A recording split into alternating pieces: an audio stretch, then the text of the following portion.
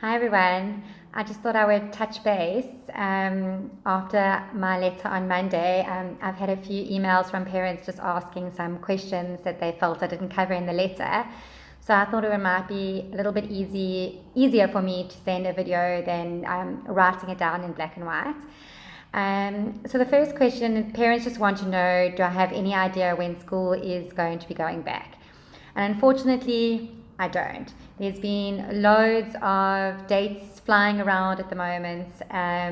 However, until we get any sort of notification from the DSD, because remember we fall under the DSD and not the education department. So until we get any guidelines or provisional dates from them, we're basically just sitting stagnant, just have to carry on what we're doing. What they have done on Friday, they are releasing the Vangasali survey. Some of our schools have already filled it in. And that's just basically for them to find out exactly where all the early childhood development schools are. Once they have got those addresses or where the schools are countrywide, they'll be able to draft a plan how they're going to be able to get around to the schools to do the health and safety checks. And then from that time, we will get a draft and guidelines on how to open our schools, what's expected of us, and then some provisional dates. And then we can let you know and we can get the ball rolling. So that's where we are at the moment. We are very fortunate that we've got this online platform. And thanks again to those parents that are assisting us with helping develop your kids and to continue their year. Then the next question was just about what sort of safety, health and safety precautions we're putting in place.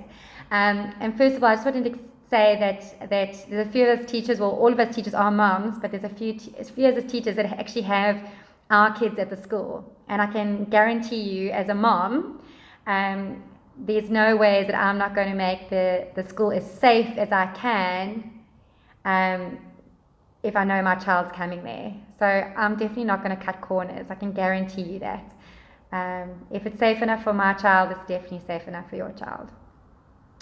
All right, then just basically what we do know that we definitely are going to be doing, and it's very similar to what you'd find in a corporate environment or in the older schools that are now being able to open with the grade 7s and 12s. You will receive a survey in the morning, which you will need to fill in before your child comes to school. On arrival, your child's temperature will be taken. You will not be allowed onto the property or whoever's dropping your child off in the morning or when fetching. Your child will then come through the gate, their temperature will be taken. If their temperature is okay, then they will be moved on to the next station where their hands will get sanitized and their feet. We're hoping to get a self-sanitizing mat that kids can walk over just to make sure that their shoes or their feet are clean. Any child that does have a temperature or any symptoms that we notice at that point, they will be moved to the isolation or quarantine tent. There will be a caregiver looking after the kids. We will contact you immediately to come and fetch your child. In the beginning, we are going to have to be very, very strict with any child that's showing any symptoms.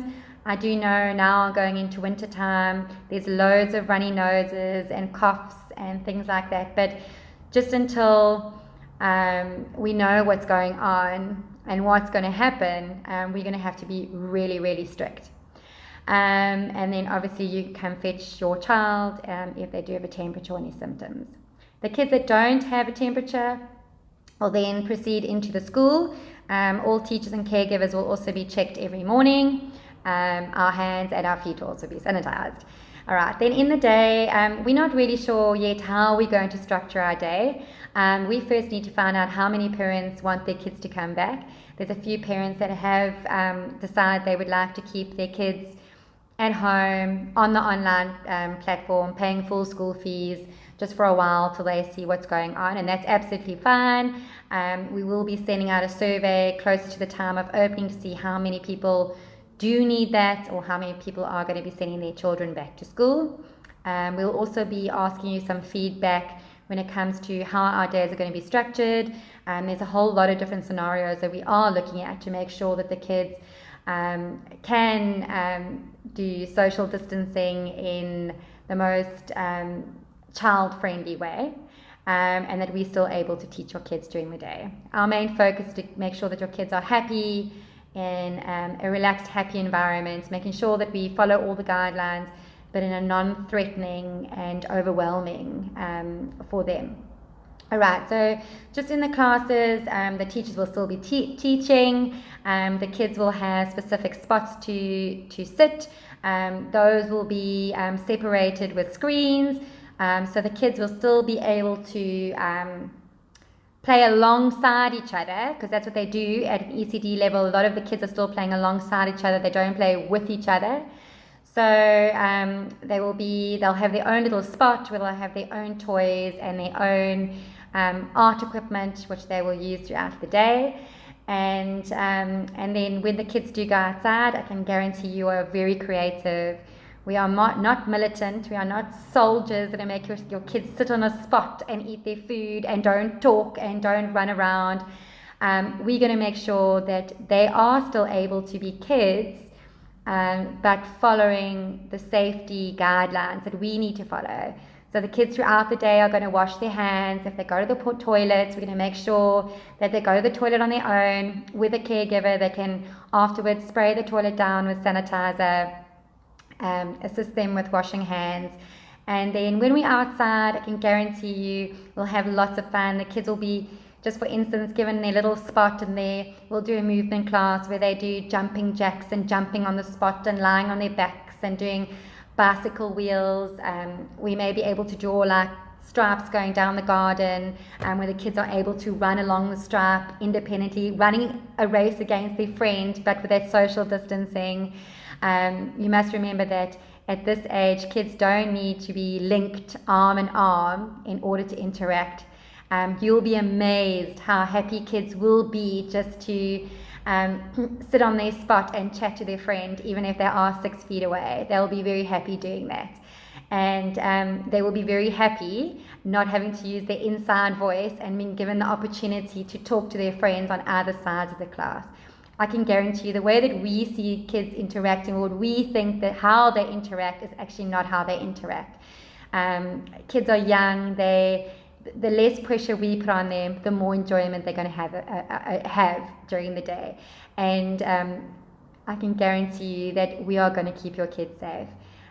If their mask falls off during the day and they're sitting behind their screen, I can tell you we're not going to do this like run and make sure their mask's on very quickly.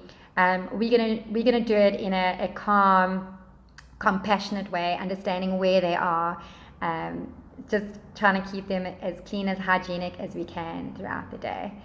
So I hope this has just given a little bit of clarification on where we're heading.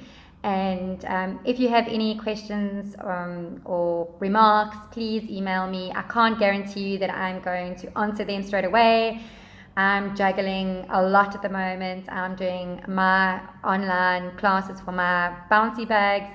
I am obviously trying to be a mom. I've got 2 kids here at home that are also doing online teaching, and I am just getting all the school admin done. So, but I will answer your emails. It might not be straight away, but I will get to them. And if I don't, then just send me a reminder. Okay, well, lots of love, everyone. Keep safe, and I'll be in touch soon.